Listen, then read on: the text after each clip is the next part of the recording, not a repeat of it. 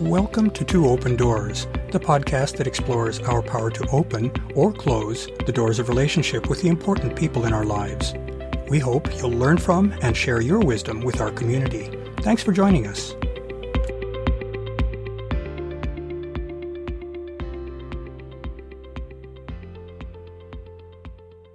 I recently had the pleasure of participating in a thank you event for a friend and colleague who's a fellow sexologist. From the many glowing comments I heard, it's clear that my friend has made many contributions to her professional community. At least as importantly, she has touched many lives. In this post, we'll revisit what sexology is and why it matters in our society. We'll consider why and how it provides essential support for the full expression of our humanity. The topic of sexology is not new to the Two Open Doors audience. It has been the subject of several earlier episodes. As I've previously shared, my own professional background includes in-depth training in sexology. After first earning a professional sex coach certification in a demanding multi-year program, I went on to complete a PhD in Human Sexuality in another challenging multi-year effort.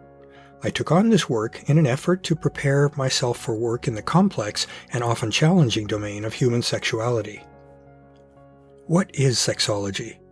Put simply, it's the scientific study of sex across its many aspects. A properly designed sexology program covers the many physical aspects of sex, including both normal sexual function and sexual pathology. However, sexology recognizes that sex involves far more than physiology. It also encompasses how cognitive elements, such as one's beliefs, color our sexual experience, and it also highlights the very important ways in which emotion influences sexual experiences. Taking an additional step, sexology recognizes that a person's potential spiritual experiences can also influence sexuality through the emotional and cognitive aspects of spirituality. Over the years, my own perspectives on sex have become increasingly holistic. I now see sex as a fundamental facet of human relationship, of how people connect with one another. That's why sex is an important part of most, if not all, deep human connections. This holistic view orients and informs all of the interactions that I have with clients in my relationship and intimacy coaching practice. The resulting coaching approach is a far cry from the mechanistic and performance-oriented way in which many people view sex in our society. Like the broader discipline of life coaching, sexology and sex coaching are not for everyone. A person needs to be coachable if they are to be able to realize the benefits of coaching. They need to be sufficiently open-minded, curious, and self-aware to truly engage in the work and play of understanding their sexuality. Not everyone is in such a state. For those who are, though, the training background of their coaching partners matters. Sexology is now a vast field that has evolved a long way from its roots in 19th century medicine. It encompasses a huge amount of information spanning multiple disciplines that include physiology, theoretical and applied psychology, sociology, and many other fields. It's a science, which is thus fact-based. That sets it well apart from less formal and more arbitrary belief-based systems such as those found in many New Age perspectives. Sex can deeply touch people's lives, so anyone offering help in that sensitive area needs to be properly trained. This is analogous to the expectation that therapists and other mental health professionals also need deep understanding and experience in psychology and human interaction if they're to be able to be of service to their clients. Put in a somewhat more alarming way, both mental care workers and sexologists can potentially cause harm rather than promote healing if they are not properly prepared for their delicate work. Because sex is such a socially loaded topic, those who train as sexologists face a burden of social scrutiny and critique that mental health professionals don't face. Our society's ambivalence about sex is manifested in the reality that mental health services are usually covered by insurance programs, while sexual health services are not, even though being comfortable with one's sexuality is arguably as important as is mental health. Hopefully, our society will eventually evolve beyond that woeful state. Unfortunately, there are relatively few credible and well-known institutions in which one can obtain validated sexological training. Most people know about the Kinsey Institute, which is affiliated with Indiana University. Sadly, the state legislature of Indiana voted to cut all funding to the institute, imperiling its ongoing viability. The Institute for Advanced Study of Human Sexuality, or IASHS, from which I obtained my PhD, no longer exists.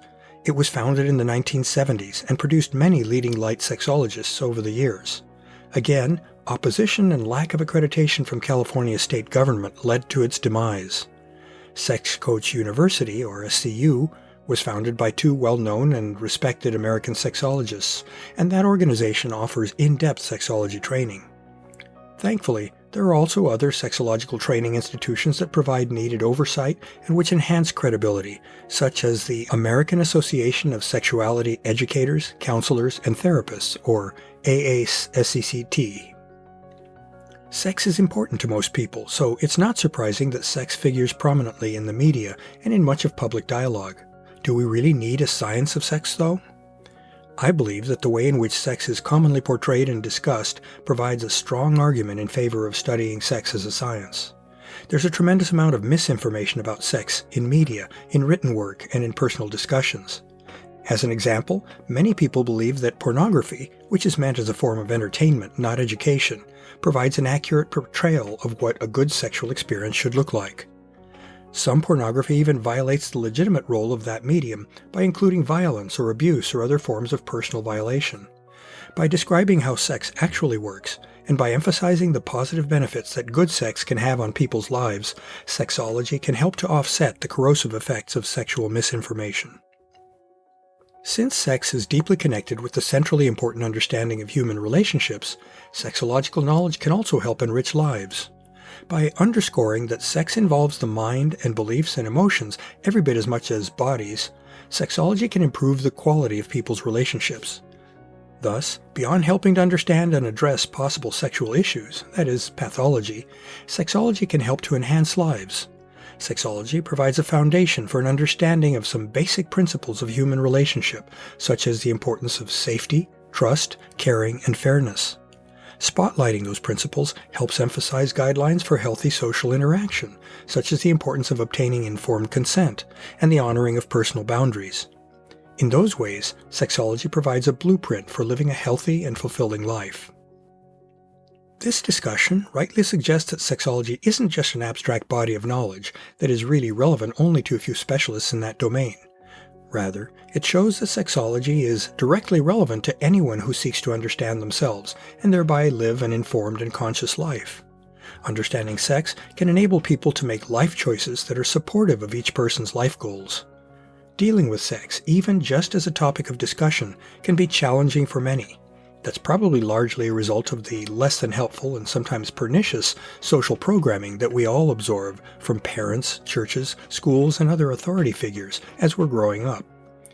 As mature adults, though, we can become conscious of our programming, and we are able to re-choice how we want to lead our lives. That's a gift we can all embrace.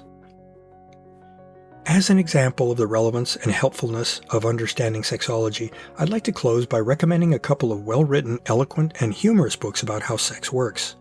Those may be a real eye-opener for those who have not yet given much thought to their sexual nature. These books are titled Come As You Are, and a more recent work, Coming Together. Both are written by the personable and knowledgeable sexologist Emily Nagoski, Ph.D. The first provides an excellent introduction to the science of sexology, and the second takes a more practical look at how to cultivate satisfying and resilient sexual connections. I highly recommend both to my audience. Enjoy! To learn more about Two Open Doors and to engage with our community, I'd like to invite you to visit the Two Open Doors private Facebook group for posts and discussion, and the Two Open Doors meetup group for events. I also invite you to contact me directly by writing to me at Claude, C-L-A-U-D-E, at twoopendoors.com. I'd love to hear from you, and I'll use your inputs to guide my work on future blog posts and podcast episodes. Thanks for visiting Two Open Doors.